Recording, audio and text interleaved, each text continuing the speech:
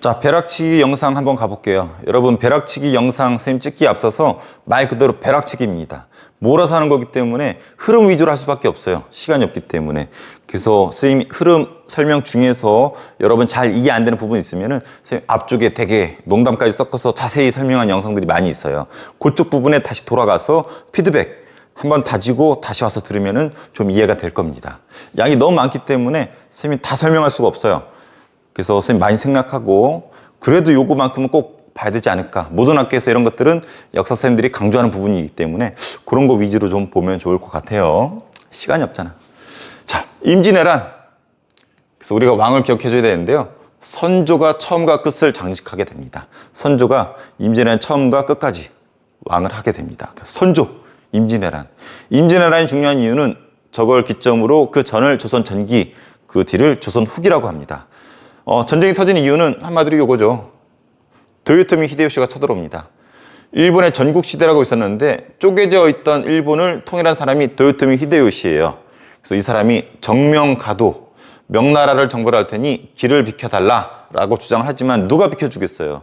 그래서 꺼지세요 쥐새끼야 하고서 비켜주지 않았죠. 그랬더니 일본의 침략으로 시작되는 전쟁을 임진왜란이라고 합니다. 엄밀히 말하면 임진왜란은 7년 동안 터지는데요. 두 가지로 구성되어 있어요. 임진왜란과 정유재란.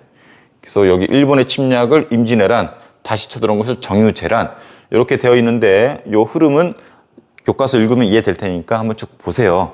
근데 전쟁의 시작은 도요토미 히데요시의 침략이었지만 끝은 도요토미 히데요시의 사망으로 끝나게 됩니다. 그래서 전쟁이 종결되게 되는데 이 흐름은 좀 이해하면 될 것 같아요. 뭐 특별히 암기할 건 없는 것 같아. 하지만 우리가 딴 거 다 떠나서 요 수군의 활약은 꼭 알아두면 좋겠죠. 우리나라 최고의 영웅 이순신 장군의 활약이 있었기 때문에 수많은 해전이 있지만 선생님 이렇게 좀 보라색으로 칠한 것은 상당히 중요하다는 거예요. 한산도 대첩은 상당히 중요하죠. 우리 최근에 영화 한산도 있었죠. 그래서 학이 날개를 핀 전법, 학익진 전법을 썼기 때문에 그래서 요 일본의 배를 삥 둘러싼 이런 전법을 학익진 전법이라고 하죠. 그래서 영화에도 잘 나와 있지만 이렇게 학이 날개를 피듯이 해가지고 적을 섬멸하는, 공격하는 이러한 전법이 학익진인데 이것이 한산도 대첩에서 쓰이게 되고 엄청나게 큰 대승을 거둔다라는 거. 이때 우리의 주력선이 판옥선이었죠. 그래서 판옥선들이 쭉 있고 요 일본의 배든 주력선이 요거였습니다. 그리고 거북선도 있었지만 거북선은 여기 지붕 씌우고 대가리를 거북 위로 만든 거. 그래서 요게 개량된 게 요겁니다. 자, 그리고 명량대첩. 여기 점점점은 중간에 잠깐 이순신이 감옥에 가죠. 모함에 의해서. 그러다가 나중에 사정이 급하니까 돌아오는데 그리고 벌인 전투가 명량대첩입니다. 영화 명량 알죠? 명량. 우리나라 최대 영화 관객 수를 동원했었던, 그래서 빠른 물살을 이용했었던 울돌목에서 싸웠고 그 다음에 13대 133으로 승리를 거뒀죠. 그리고 생즉사 사즉생, 살고자 하면 죽을 것이오, 죽고자 하면 살 것이오 라고 하는 아주 유명한 말을 남겼었던 전투. 그래서 명량, 한산도 대첩, 최소한 이 정도는 알아야 되지 않을까요? 그리고 의병도 있었고 결과 인구 토지가 감소하죠. 사람이 없으니까 재정이 악화되죠. 신분질서가 혼란이 옵니다. 우리 뒤에 배우지만 신분질서가 이렇게 있던 것이 이렇게. 그래서 개나 소나 다 양반이 됩니다. 원래 양반이 요거밖에 없다가 뒤에 또 나와요. 그리고 한번 쭉 읽어보세요. 그리고 정권이 교체됩니다. 아까 도요토미 히데요시가 죽었죠. 그래서 도쿠가와 이에유스라는 사람이 권력을 잡는데 얘가 에도 막부라는 걸 열게 됩니다. 그리고 뒤에 배우겠지만 다시 국교를 재개를 요청하고 우리나라에 조선통신사를 요청하게 되죠. 최초는 아니지만 이때 다시 우리가 통신사를 파견하면서 다시 국교를 재개하게 됩니다. 이 영향이 중요한데요. 여기 보면은 명나라가 우리나라를 전쟁에 도와줘요. 그래서 명나라가 너무 우리나라 열심히 도와줬나 봐. 그래서 국력이 약해졌고 그 틈을 타서 북쪽에 있던 여진족의 힘이 세지고 후금이라는 나라를 세우게 됩니다. 그리고 왕이 된 사람이 광해군인데 광해군은 당연히 전쟁 뒤처리 해야 되겠죠. 광해군 하면 이 두 가지는 꼭 외워둬야 됩니다. 중립외교랑 폐모살제. 중립외교가 뭐냐면 아까 임진왜란 결과 명나라가 어떻게 됐어요? 힘이 약해졌죠. 그 틈을 타서 후금이 힘이 세졌습니다. 이 둘 사이에서 중립을 유지한 외교를 중립외교라고 합니다. 그래서 구체적으로는 이 후금이 명나라를 공격하는데 명나라는 우리를 도와줬기 때문에 우리는 도와줄 수밖에 없어. 그렇다고 후금한테 대들기는 어렵잖아. 대세가 후금이기 때문에. 그래서 명나라의 도움 요청에 의해서 군대는 파병하지만 후금과 적극적으로 싸우지 않고 항복을 하는 액션을 취하게 되죠. 그래서 이런 것을 중립을 지켰기 때문에 중립 외교라고 합니다. 그래서 명나라의 부탁도 들어주고 후금한테 대들지도 않고 온전하게 중립을 지키면서 잘 했었죠. 이때 보낸 장군이 강홍림이었었고, 그래서 중립 외교는 아주 좋은 평가를 받습니다. 하지만 패모살자라는 것 때문에 쫓겨나게 돼요. 한자인데 패모, 엄마 모자예요. 살제, 형제 제자예요. 한마디로 이 가계대로 보면 좋은데 이 선조의 아들이 광해군인데 왕이 되었죠. 근데 왕이 이 선조가 이 임목왕후라는 새엄마를 얻었고 새엄마를 얻었고 여기서 영창대군이라는 동생이 태어납니다. 그래서 광해군은 임목왕후랑 영창대군 별로 안 좋아해. 자기 친엄마도 아니고 자기 친동생도 아니라서. 더군다나 선조가 이 영창대군을 너무 사랑했었거든. 막내 아들이니까. 그래서 광해군이 질투하에 임목왕후 쫓아내고 광해군을 죽여버립니다. 그래서 임목왕후를 폐위시키고 형제를 죽여버리는 이를 패모살제라고 합니다. 그래서 요것 때문에 인조반정이라는 게 터져요. 광해군을 쫓아내고 인조를 왕으로 삼은 거야. 역사에서 반정을 하는 것은 쿠데타, 몰아냈다는 뜻이에요. 그래서 광해군을 몰아내고 인조를 왕으로 세우면서 인조가 왕이 됩니다. 인조는 광해군과 똑같은 중립 외교 할 수가 없겠죠. 그래서 얘네들은 친명배금합니다. 친명배금. 요걸 꼭 알아둬야 되죠. 명나라에 친하고 후금은 배척했다. 명나라에 친하고 후금은 파큐를 날렸다. 후금 입장에서 기분이 나쁘겠죠. 여기 써있네요. 명예에 친하고 후금을 배척한다. 그래서 쳐들어옵니다. 이것이 정묘호란. 결과적으로 형제관계를 맺어지했어. 잘 버텼어. 하지만 이번에 힘이 세진 후금이 나라 이름을 청으로 바꿉니다. 그리고 이제는 야, 형 동생 가지고 안 되겠어. 우리가 임금이고 니들이 신하해. 이렇게 요구하는데 요거 가지고 싸웁니다. 그러다가 청나라가 침입해오고 급하게 남한산성 요쪽에 들어가서 왕이 버티다가 끝내 삼전도까지 나와서 굴욕을 당하죠. 그래서 청나라 황제가 이렇게 와서 이렇게 단을 쌓고 우리 인조가 대가리를 쳐받고 꼬리까지 그렸네. 삼전도의 굴욕을 당하게 되죠. 이 굴욕의 상징이 삼전도비, 롯데월드 옆에 있다고 그랬었죠. 그래서 이 결과 굴욕적이지만 임금과 신하 관계를 맺습니다. 그리고 두 왕자가 끌려갑니다. 여기 세자란 말은 왕이 될 사람인 거죠. 그래서 소현세자가 갔다 와가지고 청나라에 끌려갔다 돌아와요. 근데 독살당한 걸로 알려져 있죠. 그리고 복림대군이 왕이 되는데 이 복림대군이 효종이 됩니다. 둘째 아들이야. 근데 이 효종 입장에서는 자기 아버지가 인조인데 걔 굴욕당했잖아. 여기 꼬리까지 생기면서 대가리 쳐 박았잖아요. 누구한테? 청나라한테. 그래서 청나라한테 복수를 하자라는 생각을 하게 되는데 그것을 북벌이라고 그럽니다. 북쪽에 청나라를 정벌하자. 그래서 북벌을 준비하게 되고 여기까지가 임진왜란과 병자호란의 주요 흐름입니다. 선생님이 짚어진 부분은 꼭 한번 정리를 해보기 바랍니다. 지금 붕당 정치인데 얘가 약간 복잡하죠. 우리 앞서 선조 때 임진왜란 배웠고 뒤로 광해군이 왕이 되었고 광해군이 인조반정으로 인조한테 쫓겨났고 이 병자호란을 계기로 왕자 2명이 청으로 끌려갔었죠. 첫 번째 왕자가 소현세자였었는데 청나라 갔다 와서 죽임당하죠. 독살당한 걸로 알려져 있고 둘째 아들이 복림대군이었는데 이 복림대군이 왕이 된 것이 효종이었어요. 선생님 이라고 쓴 이유가 복림대군이 둘째 아들이었기 때문에 그래요. 여기 나와 있죠. 인조의 첫째 아들 소현세자는 죽임당하고 복림대군 둘째가 왕이 되었는데 효종이다.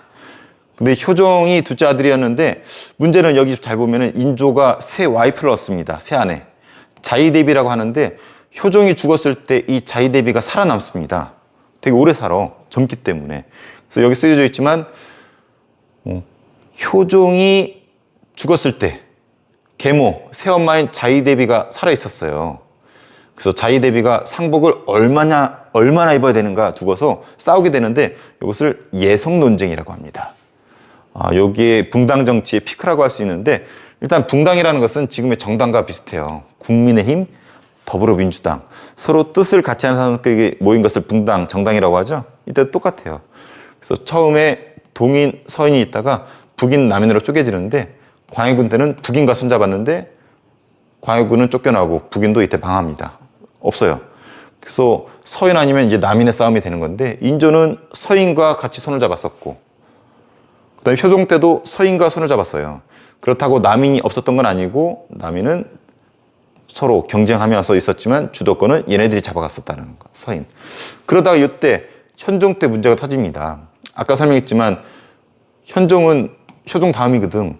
현종 때 효종이 죽어버려. 효종이 죽으니까 이 인조의 새 와이프였던 이 자이대비가 요 여자가 상복을 얼마나 입어야 되는가 싸우는데 문제는 효종의 둘째 아들이었거든. 그래서 요 둘의 명분이 요거예요. 서인은 야 효종은 둘째 아들이기 때문에 1년만 입으면 된다. 남인은 야 둘째 지금 왕이기 때문에 그래서 3년 입어야 되지 않겠느냐. 그래서 이때는 서인의 손을 들어주고 이번에 하필이면 또 효종의 와이프가 죽었네. 이번에 효종의 비라는 것은 왕비. 효종의 와이프가 죽었을 때 똑같은 일이에요.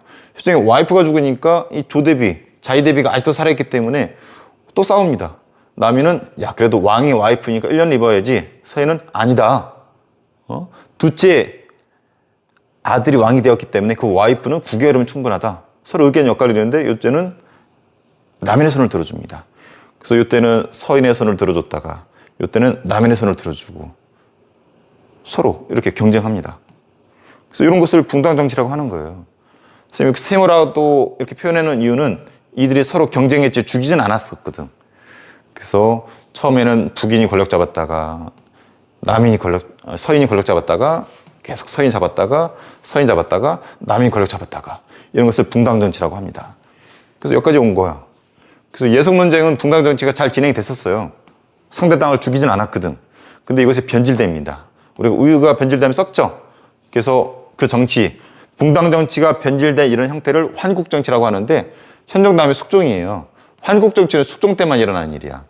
그래서 환국정치가 중요한데 왕이 집권 붕당을 급격히 교체하는 정치를 환국정치라고 합니다. 그래서 이 이름은 뭐라고 돼요? 중학교 수준에서는. 그래서 여기 보면은 마지막에 남인이 권력 잡았었죠. 근데 남인에서 이번엔 다시 서인으로 권력을 몰아줍니다. 이렇게. 그러다가 서인에서 다시 남인으로. 그러다가 남인에서 다시 서인으로. 그래서 권력을 이렇게 한가운데 왕이. 그래서 권력을 이렇게 줬다가 하면서 왕권을 강화시키는 이런 형태를 환국정치라고 해요. 환국정치. 근데 이 붕당정치하고 차이점은 이때는 서로 경쟁하고 균형을 이루고 죽이진 않았어.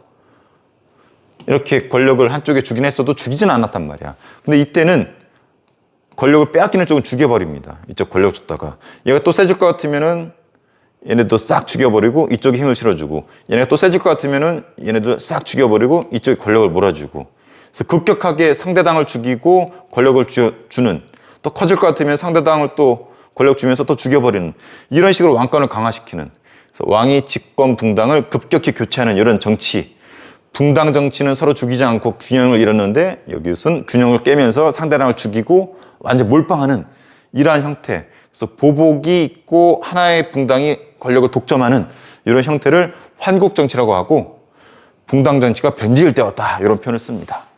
약간 어렵지만 여기는 조화랑 균형 여기는 상대당을 죽여버리는 왕이 의도적으로 그래서 예성 논제까지는 붕당정치가 잘 운영되었고 이쪽은 환국정치는 붕당정치가 변질되었다 이런 표현을 쓰게 됩니다.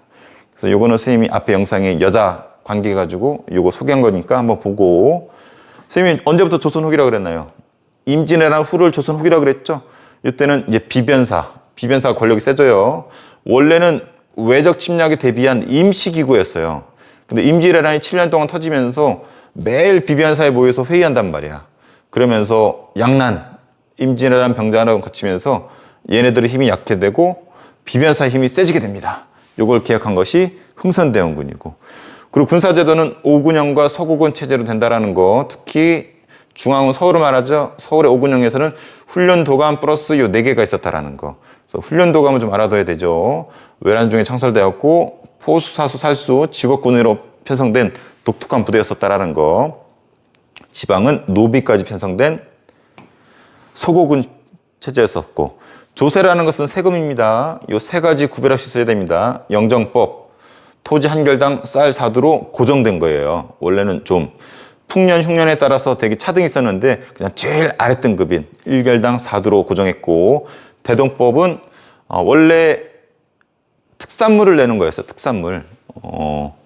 그 지역의 특산물을 내는 것이 이 대동법이었는데, 특산물이라는 것이 내기가 어렵잖아. 대천에 대천김 같은 거, 머드 같은 거 구하기 어렵잖아요. 그래서 구하기 쉬운 쌀, 옥감, 동전 등으로 대신 거둔 것을 대동법이라고 합니다.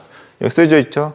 대동법은 원래 토산물, 그 지역의 특산물 내는 거였는데, 구하기 쉬운 쌀이나 돈 같은 걸로 내는 것을 대동법이라고 합니다. 문제는 정부가 이걸 거두면은 필요한 물품이 있을 거 아니야. 이 물품을 사들이기 위해서 공인이라는 상인을 이용합니다. 그래서 이 걷어들인 세금을 얘한테 주고 얘는 이 돈으로 물건을 사다가 바치는 거예요. 그래서 이런 시스템, 그래서 특산물로 내던 것을 쌀이나 돈으로 구하기 쉬운 걸로 대신 걷고, 이거 가지고 이 공인한테 물건을 사오라고 시키는 시스템을 대동법이라고 합니다. 대동법.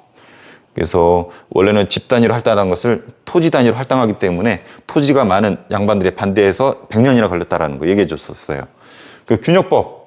그래서 군대를 안 가는 대신에 군포를 납부하죠. 조선시대 때는 요 나이에 고추가 달린 남자들은 세금을 냈었는데 군포라고 합니다. 그래서 원래는 두 필 내던 것을 한 필을 줄여준 거, 이것을 균역법이라고 합니다. 그래서 요 세 가지 구별할 수 있어야 되고, 오군형 좀 알아둬야 되고, 비변사가 뭔지, 그리고 붕당 정치는 잘 운영됐지만 변질되면서 환국 정치가 되었다라는 거, 요 정도는 좀 알아줘도 될 것 같아요. 여기는 탕평 정치랑 세도 정치인데, 탕평 정치는 딱 두 명이에요. 영조, 정조. 그래서 왕이 강력한 왕권으로 양쪽의 붕당을 꾹 누르면서 왕권을 강화시키는 이러한 정책이었어요. 그래서 영조랑 그 손주였던 정조가 했었죠. 영조는 탕평책으로 이런 거 했었습니다. 탕평교소 요거 발표했고, 탕평파, 탕평비, 탕평자, 뭐 탕평채라고 하는 음식도 있어요. 그래서 탕평자 들어가면 영조, 그리고 이조전랑으로 붕당 정치가 시작되었다고 얘기했었습니다. 그래서 요거를 약화시켰고, 이 붕당의 근원지였었던 서원을 정리해버립니다. 그리고 균역법, 앞에 나왔었죠. 남자들 군대 안 간 대신 내는 세금을 2개에서 하나로 줄여줬었고, 요런 거 있었고, 그리고 자기 아들 사두세자를 죽였었죠. 그래서 영조는 이런 거 정리해주고, 탕평교서 보면은 영조실록이 실려있는 건데 영조가 한 말이라는 거죠. 그래서 붕당의 피해가 요즘처럼 심각한 적이 없었다 해가지고 영조가 자기의 탕평 의지를 담은 거, 탕평교서. 그래서 탕평자 들어가면 영조라는 거. 그 이제 영조의 아들이었던 사두세자가 죽고 그 아들 정조가 왕이 됐죠. 영조 입장에서는 손자 정조, 이산이 왕이 됩니다. 이 사람은 더 강력한 왕권으로 시시비비를 가렸대.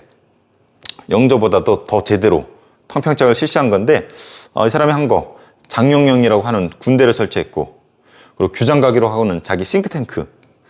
세종대왕은 집현전이라는 게 있었죠. 정조는 규장각을 통해서 자기 똘똘이들 연구하도록 시켰었고, 그 초계문신제를 해가지고 왕이 너무 똑똑하니까 신하들이 원래는 왕을 교육시켜야 되는데, 반대로 정조가 신하들 재교육시킨 초계문신제, 자기 아지트였던 수원화성 설치, 뭐 이런 내용들이 있었어요. 그리고 오픈마인드이기 때문에 신분에 구애받지 않고 능력자들을 썼었고, 시전상인이 갖고 있던 특권을 줄입니다. 얘네 우리 뒤에 보면은 금난전권이라고 있었어요. 금난전권. 앞서 영상이 있어요. 이런 특권을 없애버렸고, 이런 책도 편찬했었고, 그래서 정조, 그래서 특히 이런 보라색들 위주로 선생님 잘 보라고 했었습니다. 근데 정조가 1800년에 죽고 순조, 헌종, 철종 3대 60여 년간 나이가 어린 왕들이 등장을 하죠. 그래서 나이가 어리니까 왕의 외갓집 친척을 외척이라 그래요. 외갓집 친척들이 이 어린 왕들을 가지고 장난을 칩니다. 대표적인 게 안동김 씨나 풍양조 씨. 그래서 얘네들이 아까 배웠던 조선 후기의 최고 권력기구였었던 비변산을 장악을 하고 과거제 개판치고, 오히려 관직은 매매합니다. 돈 받고 파는 거죠. 그러다 보니까 부패한 관리, 탐관오리라고 그러죠. 요 새끼들이 백성들을 수탈하고 삼정이 문란하게 운영이 됩니다. 삼정이 뭔지는 뒤에 나오니까 그때 볼게요. 전정, 군정, 황곡입니다. 그래서 요게 문란하게 운영되면은 백성들이 살기 어렵죠. 그래서 뭐 암행사 파견하거나 장감록이라고 하는 예언사상이 있거나 천주교가 확산되거나 동학이 창시되거나, 이 당시 분위기가 흉흉해요. 정시성을 가진 사람이 왕이 된다. 서학이라고 하는 천주교 유포되고 동학, 인내천. 그러니까 살기 어려우니까 농민들 반란 일으키죠. 홍경래의 난, 임술 농민봉기, 이런 반란들 선생님이 얘기해 줬습니다. 그래서 이런 거 위주로 보면 되고, 규장각, 정조 파트너. 거중기 정혁이 만든 거, 배달이 정혁영이 만든 거, 화승행차, 정조가 행차하는 모습, 해경공 홍씨의 정조의 어머니죠. 암행어사가 소지했던 마패, 이런 부분 얘기해 줬었고, 요 아래 한번 이걸로 정리해 줄까요? 자, 조선 시대의 정치사를 이제 비교하는 부분인데, 여기 훈구와 사림의 싸움을 우리 처음에 훈구파가 나라를 세웠었죠. 너무 부패하니까 얘네들 불러서 견제하잖아. 그러다가 충돌한 것이 사화정치. 사화정치에서 살인파가 살아남죠. 살인파들이 지들끼리 붕당을 조직하죠. 동인 서인 나눠서 싸우는 붕당정치. 근데 숙종 때 변질되었다 그랬죠. 숙종이 특정 붕당을 밀어주지만 상대 붕당을 싹 죽여버렸죠. 번갈아 가면서 한 번은 서인, 한 번은 남인, 한 번은 서인, 이렇게 특정 붕당을 몰빵하는 것을 황국정치라고 그랬어요. 붕당 정치가 변질된 거라고 얘기했었습니다. 이거랑의 차이점, 상대 당을 인정해주고 경쟁했었지만 이쪽은 상대 분당을 죽이고 하나의 분당이 독점하는 거, 그리고 강력한 왕권으로 양쪽 분당을 꾹 누르는 거. 여기 나와 있네요. 영조랑 정조가 있었고, 왕이 나이가 어리니까 외척들이 나라를 가지고 노는 거. 이거 정리한 거 선생님 영상 있습니다. 그래서 요 5개 객관식으로 내기 딱 좋죠. 어떤 정치냐 구별하는 거 시험에 졸라 잘 나옵니다.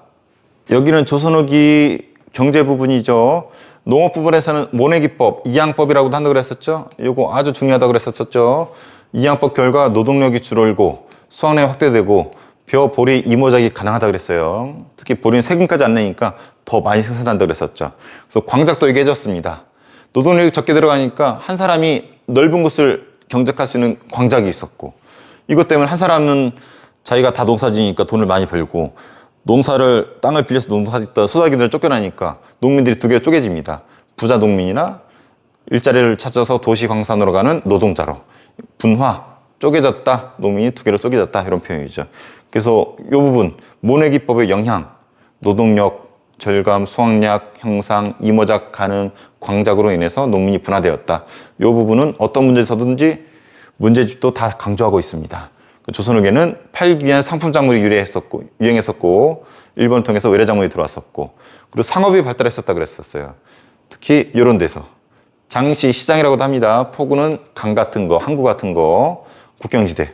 그래서 화폐가 유통되었는데 상평통보라고 하는 아주 일반화된 화폐가 있었고, 상인 종류 구별하는 거 선생님이 강조했었죠. 그래서 서울에서 물건을 독점적으로 파는 국가가 필요한 거, 독점권이 있었다고 그랬죠? 금난정권. 난전을 금할 수 있는 권리. 요거 아까 없앤 사람 선생님이 정조라고 얘기했었습니다. 그래서 시선상인이 서울에서 활약을 하고, 보부상은 장시, 여기 장시를 돌아다니면서 날짜가 다 다르잖아요. 장시 돌아다니면서 물건을 파는 사람을 보부상이라고 했었습니다. 대동법 기억나죠? 특산물로 내던 것을 쌀이나 옷감, 돈으로 내면은 국가가 그거 가지고 이 공인한테 물건을 사오라고 시키죠. 그래서 국가가 필요한 물품을 공급했던, 대동법 시행 결과 국가가 필요한 물품을 공급시켰던 공인 등장 얘기해줬습니다. 그리고 포구, 항구라고 그랬죠? 항구, 배에서 이렇게 항구에 오면은 여기 내릴 거 아니야, 물건 같은 거. 그런 걸 보관하고, 여기 노동자들 숙박하고, 금융업하고, 이런 거 했던 사람들을 객주 여각이라고 했어요. 그래서 운송, 매매, 숙박, 금융. 그래서 포구에서 주로 활약했었던 객주 여각. 그리고 국경, 여기서 활약했던 만상, 여기서 활약했던 내상, 이 둘을 중개하는 송상, 평양의 유상, 아까 배 타고 다녔던 경강상인, 이런 다양한 상인들이 있었습니다. 그리고 독점적 도매상인, 허생전의 배경이 되었던 도고, 이런 게 있었다라고 앞서 영상에서 다 소개해줬습니다. 그래서 이거 비교하는 것도 역시 시험에 잘 나오죠.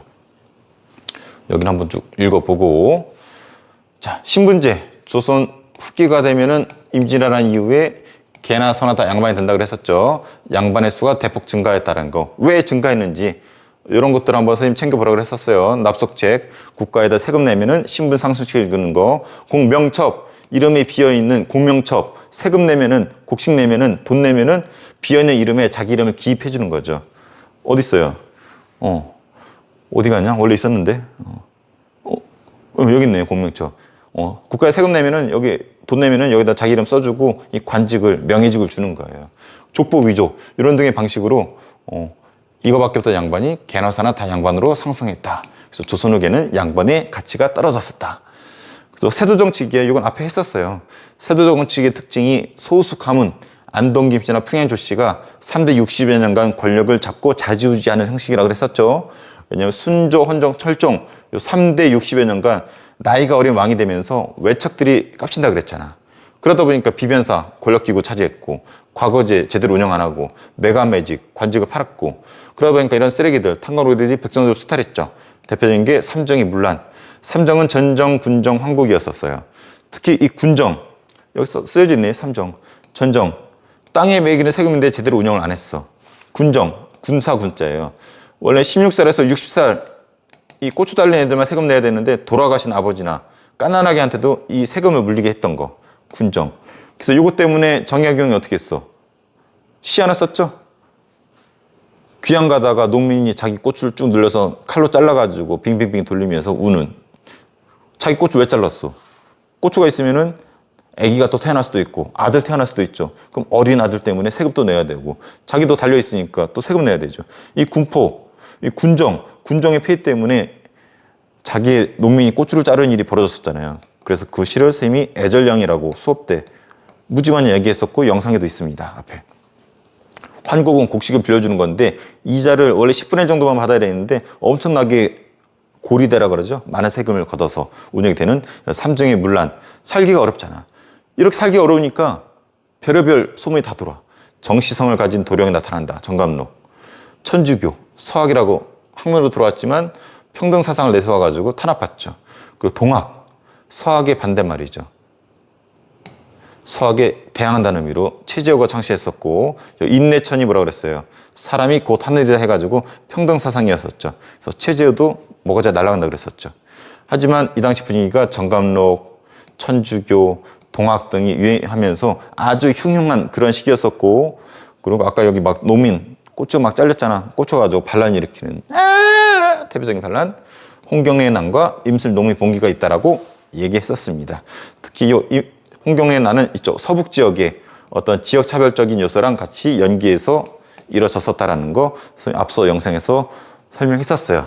그래서 여기에서 여기 농법에서의 특징 그리고 상업 상인 구별하는 거 그리고 왜 양반이 많아졌는지 그리고 세도정치의 특징과 농민 반란들이 있었다라는 것 정도는 삼정의 문란과 관련지어서 한번 정리를 해볼 필요가 있겠죠. 자, 이쪽은 조선 후기 문화 부분인데 간단히 볼게요. 자, 사절단 사신을 보냈습니다. 일본의 청나라에. 일본에 보낸 것을 통신사라고 했어요. 에도 막부 기억나죠? 임진왜란 후 도쿠가와 이에야스가 세운 막부, 에도 막부. 거기에 짱을 쇼군이라고 그러는데 얘네가 권위 인정받기 위해서 요청했었죠. 그래서 보냈고 이런 다양한 목적이 있었다라는 거. 하지만 처음은 아니고 그 전부터 있었다라는 거. 엄청난 국빈 대우를 받았었다라고 선생님이 강조했었습니다. 그 다음에 청나라에도 보냈죠. 연행사. 그래서 청나라는 우리가 오랑캐라 여기고 정묘호란, 병조호란 전쟁까지 했었잖아. 근데 이제 청과의 관계가 이제 안정이 됩니다. 우리가 굴복을 했지. 삼전도에 굴욕을 당하면서까지. 그래서 여기 갔는데 선생님이 박지원 강조했었을 거예요. 박지원. 이 사람 호가 뭐라 그랬어요? 연암 박지원. 그래서 이 사람의 쓴 책을 모은 것을 연암집이라고 하는데 이 사람은 글도 잘 썼죠. 그래서 여기 보면 또 나와. 박지원. 양반전, 호질, 허생전을 통해서 본인도 양반이지만 양반 사회를 비판했던 허례허식. 이 사람은 되게 실용적이었던 사람이야. 이 사람 연행사로 저희 가면서도 나는 딴 거 관심 없다. 깨진 기와, 소똥 이런 게 어떻게 재활용되는가 이런 실용적인 거 관심이 많다. 그래서 여기 연행도 해가지고 갔었잖아. 근데 황제가 피서를 갔다 그랬죠. 그래서 열하라고 하는 것으로 피서 가가지고 박정희 거기까지 가죠. 그래서 쓴 책이 열알기. 선생님이 강조했었습니다. 열알기. 그래서 박지원 강조했었고 그리고 갔더니 서학 같은 게 들어와 있었죠. 그래서 여러 서양 문물들, 청나라 문물들이 저기 청나라 갔었던 박지원 등이나 이런 사람들을 통해서 전래가 되죠. 그래서 이런 사례들, 특히 마테오 리치가 지은 천주실이나 고뇨만국전도, 특히 고뇨만국전도는 우리나라 중화사상을 깨부시는데 또 중국인들의 중화사상을 깨부시는데 영향을 줬었다라고 얘기했었습니다. 그리고 이런 사람들, 서양인들이죠. 눌러 잘 정착한 사람도 있지만 도망친 놈도 있었고 청나라에 끌려갔던 소현사자는 아담샬 독일 선교사랑 교류했었다라고 선생님이 앞서 영상에서 얘기했었습니다. 그래서 이런 식으로 서학을 접했고 과학기술도 발달했지만 여기 선생님 별로 강조하진 않았죠. 단 허전의 동의보감이 세계 기록문화유산으로 등재되었었다라고 강조했었고, 선생님이 이재마 뭐 상식적으로 좀 알아들어 그랬었죠. 사상의학 이런 것들. 실학, 실용적인 학문. 원래 주류 학문은 성리학이지만 제 기능을 하지 못해요. 그때 농민들이 막 고추 자르고 빙빙빙 돌린다 그랬잖아. 그래서 실용적이고 실질적인 학문을 하자고 주장했는데, 어떤 사람들은 농업, 토지제도를 개혁하자 그러고, 어떤 사람은 상공을 개혁하자 그러고, 그래서 이쪽을 뭐 중농학파, 중상학파, 북학파 이렇게도 분다 그랬었죠. 그래서 요 세 사람이 대표적이라고 그랬었죠. 이용호는 균전론, 신분에 따라 토지를 차등 지급하자. 이익, 성호는 자기 호예요.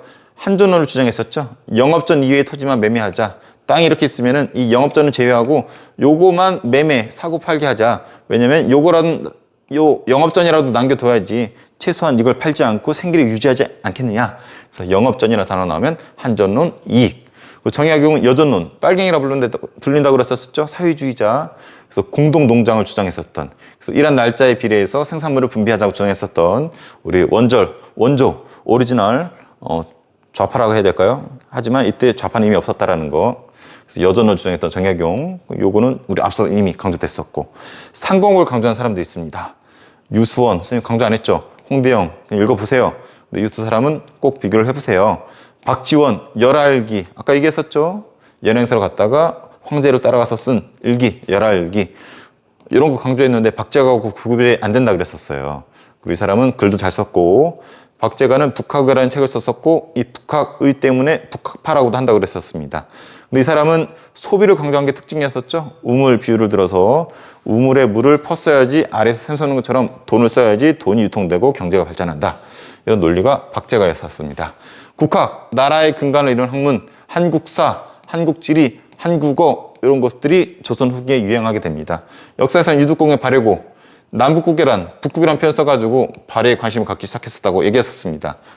그리고 김종호의 대동여지도 되게 구체적으로 잘 써져 있고 분첩식이라서 휴대가 가능했었고 시민마다 눈곱이 표시가 되어 있었다라고 강조했었습니다. 한문학, 정약용 애절량 기억나죠? 삼정의 문란 그 중에서도 군정 때문에 뭘 잘랐다? 고추를 잘라서 빙빙빙 돌렸다. 애절량. 슬퍼할 애, 자를 정, 고추양. 자기 생식기를 자르면서 슬퍼했다. 이런 시인데 이거 선생님이 강조했었습니다. 그리고 이때 회화론 진경산수화, 진짜 경치를 보고 그린 산수화예요. 원래 중국 거 보고 그랬었는데 우리의 자연을 직접 보고 사실적으로 묘사한 거. 그래서 금강전도, 금강산, 인왕제색도, 인왕산. 금강산 보고 그린 거, 인왕산 보고 그린 거. 실제 우리나라 산, 실제 우리나라 진짜 경치를 보고 그린 산이다. 그래서 정선이라는 사람을 꼭 기억하라고 그랬죠. 그래서 호가 겸재, 그래서 겸재 정선 하면 진경산수화. 그리고 풍속화, 당시 사람들의 일상 모습을 그린 거예요. 우리 김홍도, 신윤복. 김홍도는 남자 위주로 많이 그렸고 여자 위주로 많이 그린 신윤복. 그리고 민화, 작자는 모르지만 용, 호랑이, 까치. 선생님 제자들이 이런 거 많이 그린다 그랬었죠. 우리 청라중 제자들 온몸에 용을 그려서 민화를 자기 몸 속으로 체화시켰다라는 거.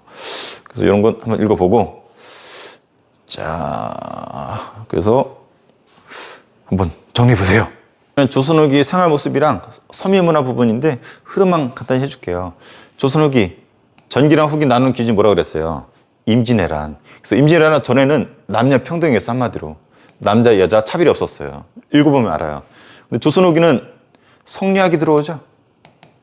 물론 성리학은 그 전부터 들어왔지만 이 성리학이 우리나라의 어떤 주류를 형성하게 되면서 남성, 이 고추 위주의 세상을 흘러들어갑니다. 그래서 남녀 차별인데 남자가 대우를 받는 이런 세상이죠. 그래서 뭐 이런 사례들 꼭 한번 읽어보세요. 읽어보면 되게 쉬워요. 그래서 그 전에는 남녀 평등이었지만 남성들 위주 사회가 된 것이 조선 후기다. 여기는 한번 읽어보세요. 그렇게 중요하진 않아요. 그래서 이런 사례들 여기 보면은 뭐 구별하지 않았다. 뭐 딸도 제사를 지냈다. 조선 전기라는 거 알 수 있죠. 여기는 뭐 딸한테 재산을 주긴 했지만 본가의 재산을 지내지 마라. 본집은 누가 고추 가야 되니까. 뭐 양자, 아들이 없으면 양자까지 얻을 정도로. 그 조선 후기는 고추 위주 사회였었다. 뭐 이런 거. 뭐 집으로 나왔었잖아요. 안채, 집의 안쪽에는 여자들이 생활했었고 사랑채에서는 남성들 위주로 이렇게 따로 산다고 선생님이 얘기했었죠. 그래서 안치, 안방에는 제일 안쪽에 안전하게 여성들. 그래서 남자 여자 따로 살 정도로 남녀 차별이 따로 있었어요. 그리고 뭐 신행, 남자 집으로 결혼하면 가는 거, 여성들은 이렇게 쓰개치마, 장옥 같은 거 입으면서 좀 차별받았었다라는 거 얘기했었죠. 서민 문화가 조선 후기는 발달을 하죠. 그래서 요 사례들 어떤 게 있는지 한번 정리해 볼 필요가 있다라고 선생님이 강조했었어요. 그래서 한글 소설 뭐 이런 것들이 이때 나왔었고, 사설시죠. 이 새끼 사설이 졸라기네. 솔직하게 길게 쓴 운율에 얽매이지 않은 사설시죠. 판소리. 그래서 신지어라는 사람이 다산마당을 정리했었다라는 거. 탈춤, 얼굴 쓰고 양반들 비판했었다라는 거. 풍속화, 얘기해줬었죠. 생활 모습을 생동감 있게. 김홍도, 신윤복. 딱 보면 김홍도는 다 진솔하고 되게 익살스럽고 주로 남성 위주로 그렸죠. 근데 신윤복 딱 보세요. 딱 보면 여자. 선생님 여자 되게 좋아하거든. 그래서 선생님 신윤복 되게 좋아합니다. 요거 자주 나오잖아. 단오풍정. 자, 민화. 이름이 알려지지 않았다 그랬죠. 작자 미상. 그래서 호랑이, 까치, 용. 선생님 제자들 용 많이 그린다 그랬었죠. 그래서 요거 딱 보면 되게 쉬워요. 그래서 요 사례들 한번 정리해 볼 필요가 있고, 딱 읽어보면 이해가 되잖아. 그리고 서민 문화가 어떤 게 발달했는지. 이유는 두 가지예요. 돈을 많이 벌어서, 또 서당으로 교육을 많이 받아서 이런 것들을 누렸었다. 정리해 보세요.